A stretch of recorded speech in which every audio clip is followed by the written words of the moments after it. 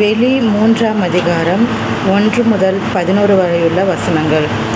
சர்தை சபையின் தூதனுக்கு நீ எழுத வேண்டியது என்னவெனில், தேவனுடைய 7 ஆவிகளையும் 7 நட்சத்திரங்களையும் உடையவர் சொல்லுகிறதாவது: உன் கிரியைகளை அறிந்திருக்கிறேன். நீ உயிருள்ளவன் என்று பெயர் கொண்டிருந்தும் செத்தவனாய் இருக்கிறாய். நீ விழித்து கொண்டு சாகிறதற்கு ஏதுவாய் இருக்கிறவைகளை ஸ்திரப்படுத்து.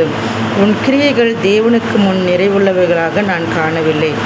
ஆகையால் நீ கேட்டு பெற்றுக்கொண்ட வகையை நினைவு கூர்ந்து அதை கை கொண்டு மனம் திரும்பு. நீ விழித்திராவிட்டால் திருடனைப் போல் உன்மேல் வருவேன். நான் உன்மேல் வரும் வேலையை அறியாதிருப்பாய். ஆனாலும் தங்கள் வஸ்திரங்களை அசுசிப்படுத்தாத சில பேர் சர்தையிலும் உனக்குண்டு. அவர்கள் பாத்திரவான்களானபடியால் வெண் வஸ்திரம் தரித்து என்னோடு கூட நடப்பார்கள். ஜெயம் கொள்கிறவன் எவனோ அவனுக்கு வெண் வஸ்திரம் தரிப்பிக்கப்படும்.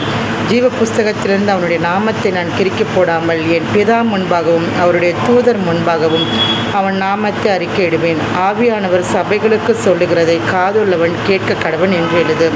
பிலதெல்பியா சபையின் தூதனுக்கு நீ எழுத வேண்டியது என்னவெனில், பரிசுத்தம் உள்ளவரும் சத்தியம் உள்ளவரும் தாவீதின் திறவுகோலை உடையவரும் ஒருவரும் பூட்டக்கூடாதபடிக்கு திறக்கிறவரும் ஒருவரும் திறக்கக்கூடாதபடிக்கு பூட்டுகிறவருமாய் இருக்கிறவர் சொல்கிறதாவது: உன் கிரியைகளை அறிந்திருக்கிறேன். உனக்கு கொஞ்சம் பலன் இருந்தும் நீ என் நாமத்தை மறுதலையாமல் என் வசனத்தை கை கொண்டபடியினாலே இதோ திறந்த வாசலை உனக்கு முன்பாக வைத்திருக்கிறேன்.